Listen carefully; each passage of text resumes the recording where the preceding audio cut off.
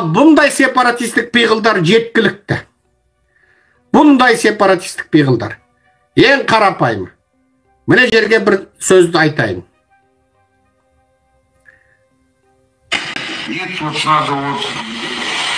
Ну, уйгуры и так от всех страдаем, тут от Китая тут страдаем, тут у нас между собой тут всякие... Теперь возьмем вот этот Чарын, река Чарын, Чарынский каньон. Откуда он берет начало? Из хребта Кетмень. Ну вот скажите, казахи, вы когда-нибудь кто-нибудь держал кетмени вот с вашего рода? Никто же не держал, а этому названию уже 1000 лет. Из этого можно вывод сделать, что это тоже что-то здесь с уйгурами было здесь. Уйгурское название.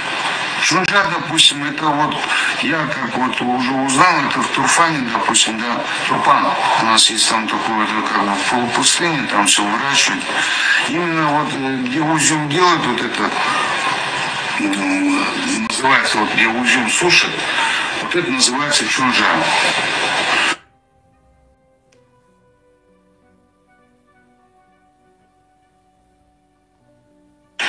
Нет, вот надо вот...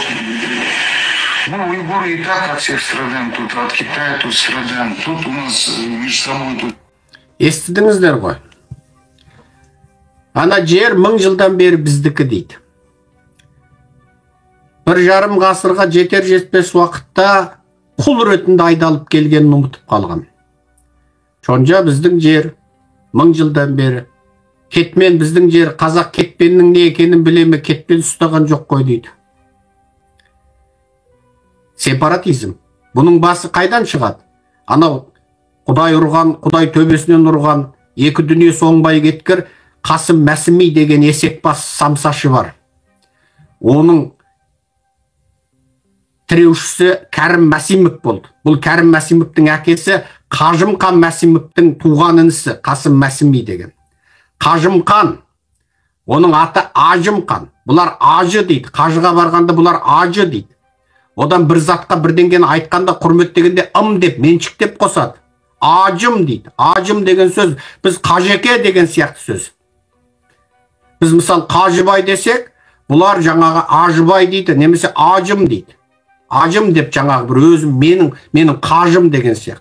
Ол Қажымқан емес ол. Ажымқан. Оны біреулер біздің Қажымұқан балуанымызды әлемдік балуан, әлемдік чемпион Қажымұқанды қорлағанда Қажымұқан Мәсімов дейді.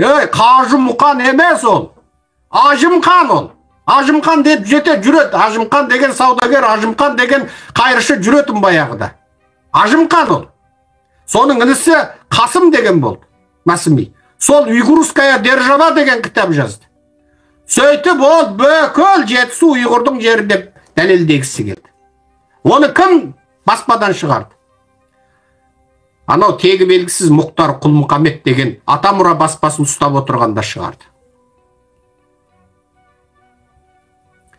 Сол Мұхтар Құл-Мұхаммедтің әйтеу бір тегі соларға байланысты. Ал оның туған туысы бізге келіп арыз берді. Қытайда 10 жылға сотталды. Сонда олардың бір ана жағынан ба, бір әжелерімен Мұхтар Құл-Мұхаммедтің әжелері ма бір туысады екен. Яғни әжесі мен әжесі бөле ма сондай бір денкесі бар. Бір туыса ма сондай.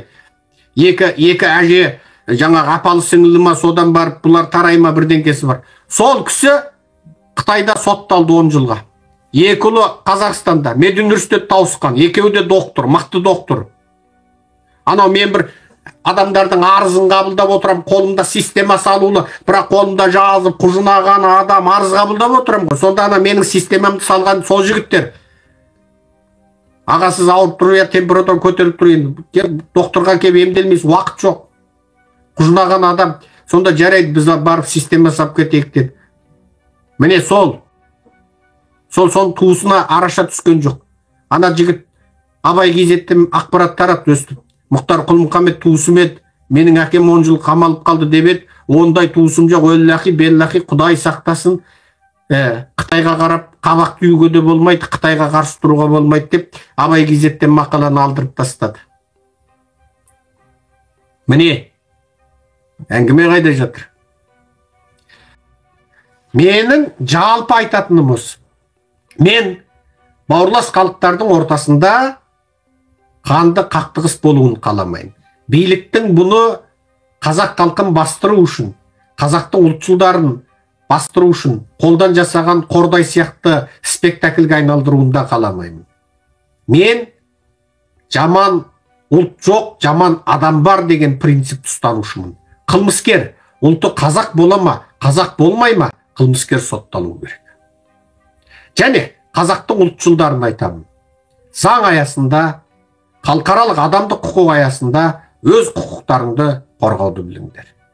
Және бір, мен қазақ ұлтшылымын. Мен біріншісі шексіз құдірет иесі, жаратушы Алладан қорқамын.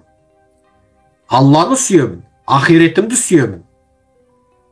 Жәннаты болсам деп аңсаймын. Мен және қазағымды сүйемін. Қазағымның түйір топырағын жатқа бергім келмейді. Қазақтың намысына тиетін, қазақ жерінен есек дәмелі ол кім болсын, менің жауым. Бірақ мен қорлықта жатқан халыққа, азапта, геноцидте жатқан халыққа көмектесем. Ол басқа бір зұлымдығына ұшырап жатқанда көмектесем. Қолымнан келгенше. Бірақ қазаққа кім зұлымдық жасайым десе, асыңды ішейін, аяғыңа түкірейін, төріңде жатайын, төсегіңе тышайын десе, оған рұқсат жоқ. Оған амра жоқ. Аман сау болайық, қалың елім қазақ. Мен қазақтың ұлтшылымын. Мен қазақ үшін тудым, қазақ үшін күресем, қазақ үшін өлем. Мен қазақтың табанына кірген шөгір маңдайыма кірсін дейтін қазақпын. Мен жастарды да осы жолда жүрсін деп армандаймын. Сол үшін ұлттық ағартушылық лекциямды сөйлеймін. Мен ұстаған жерде қолым, тістеген жерде тісім қалса дейтін қазақпын. Және сол күрес бағытында жүрмін. Жастарды да осы бағытта болса деймін.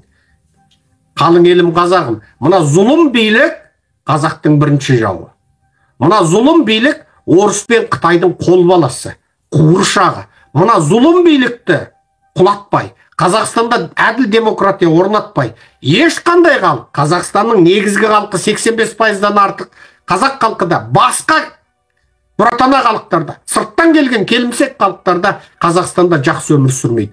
Демократия болса, әрқандай адам жақсы өмір сүреді. Мысалы, Америка. Ақсың ба, қарасың ба, сарысың ба, азиатсың ба, жалпақ бет, қысық көзсің ба, мұрның қоқшырайған ба, қошқар тұмсықсың ба, кімсің қарамайды. Заң бар.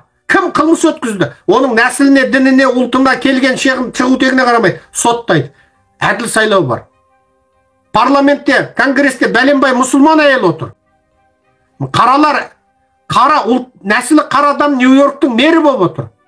Индиядан келген Камала Харрис орынбасар президент болып отыр. Міне демократия. Міне сол демократия болғандықтан бүкіл дүние жүзіндегі ең қуатты елді құрып отыр. Мен Қазақстанда демократия орнаса дегенім, сол Қазақстанның басым көп сандысын ұстайтын, 85%-нан артық ұстайтын қазақ халқының жағдайы қазір Қазақстанда ең қиын. Жердің иесі, елдің иесі қазақ сол жерде ең қиын жағдайда өмір сүріп жатыр. Жұмыс жоқ, әділдік жоқ, коррупция, балабақшадан тартып, тіпті балабақша түгілі, докторхананың туытқанасынан тартып отыр пара. Өлгенде ең соңғы параңды молдаға бересің, көрғазғышқа бересің. Анау өлген туысыңды көметін жерді де сатып аласың. Мал бағатын жерің жоқ, егін егетін жерің жоқ. Әнұраныңда менің жерім деген сөзді алып тастап отыр. Енді қазақ сенің нең қалды? Сен неңнен аянасың? Енді сен күреске шықпай, сен не істеп отырсың? Сені Марстан бір қазақ кеп құтқармайды. Басқа планетада қазақ жоқ. Сені ертөстік тіріліп кеп құтқармайды. Сені Қабанбай, Абылай хан кеп құтқармайды. Кенесарың дәне қорлап отыр. Әлмерек абыз бабамызды қорлап отыр. Қорлатып қой, үнсіз отырсың. Билік қайда қарап отырды? Билік сені таптап, жаныштап, ұстап отыруға ғана пайдаланып отыр. Өзің қозғаласың. Өзіңді өзің құтқарасың. Әрбір белсенді қазақ өзін өзі құтқарады, ұлтын құтқарады. Мақсатым сол. Менің мақсатым қазақты саяси тұрғыдан ағарту. Бөлісіңіздер, таратыңыздар, комментарий жазыңыздар. Біздің YouTube каналға тіркеліңіздер. Біздің YouTube каналдың баспа құқы жоқ. Кім қалай бөліседі, кім қалай қиып салады, рұқсат.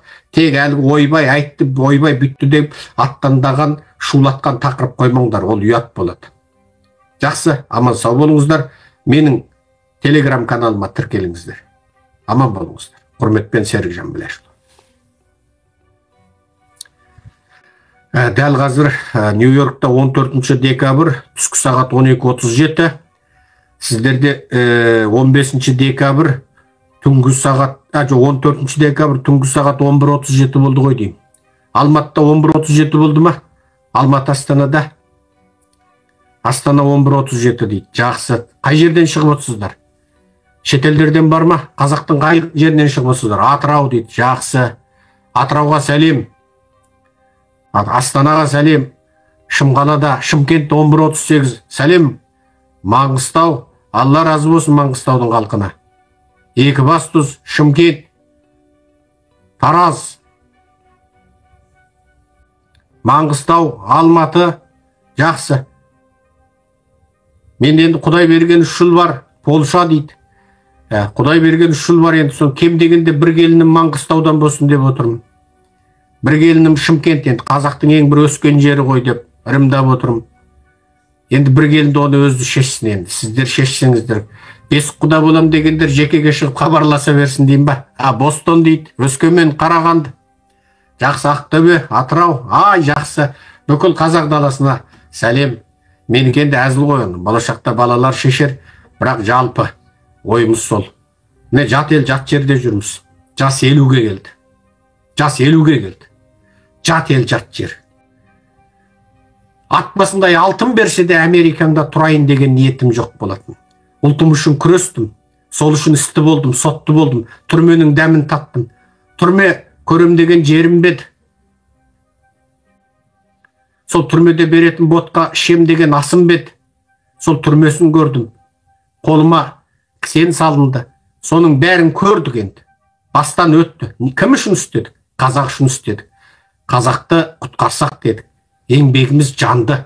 Халқара таныды. Сол біріккен ұлттар ұйымы, Еуропарламент, анау Нобель бейбітшілік сыйлығын беретін, анау жаңағы Норвегиядағы Хельсинки комитеті, International Amnesty, Human Rights Watch, мынау жаңа Freedom Now, бүкіл дүние жүзді араша түсіп, мына зұлым биліктің Назарбаевтың қолынан аман сақтап қалды. Америка Конгресіне дейін, біріккен ұлттар ұйымына дейін Серікжан Біләшұлы қылмыссыз деп жариялады. Қылмысы жоқ деп жариялады. Қазақстан мені террорист деп соттады. Қазірге дейін Қазақстанның әділет министрлігінде Серікжан Біләшұлы террорист деген статуспен тұр.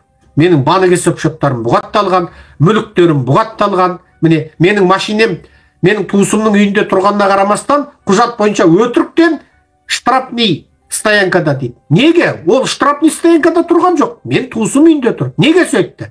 Әдейге ана штрафный стоянкада тұр деп, ана штрафтың ақшасын арттырып қоймақ. Тағы бірден арттырып қоймақ. Биліктің зұлымдығы сол, арсыздығы сол, надандығы сол, топастығы сол. Менің көлігімнің туысымның үйінде тұрғандығын бүкіл жер әлем біледі. Мен сол көлігімнің алдында қаншама видеолар түсіп жарияладым. Әңгіме сонда. Мына билік зұлым. Ол $1 миллион көлік емес ол. 15 мың долларлық көлік. 2015 жылғы Nissan Almera. Сол. Міне көрдіңіздер ма? Мына билік соншалықты деңгейде зұлым, соншалықты деңгейде ұсақшыл, соншалықты деңгейде қорқып үрейленіп отыр. Менің бұл нәрселерді айтудағы мақсатым қазақты ояту. Қазақ оянса құл болмайды. Шығыс Еуропаның халқы коммунизмнен, социализмнен қалай құтылды? Мына дүние жүзіндегі ең жаман изм осы социализм. Содан Шығыс Еуропа қалай құтылды? Саяси сауаттылық арқылы құтылды. Тура солар сияқты біз де социализмнің темір тегеурінен шықтық. Біз неге құлдықта жатырмыз? Себебі саяси сауатсызбыз. Саяси сауатсыз халық құл болуға лайық. Саяси сауаттылық шынайы азаттықтың кепілі. Аман сау болыңыздар, құрметпен Серікжан Біләшұлы.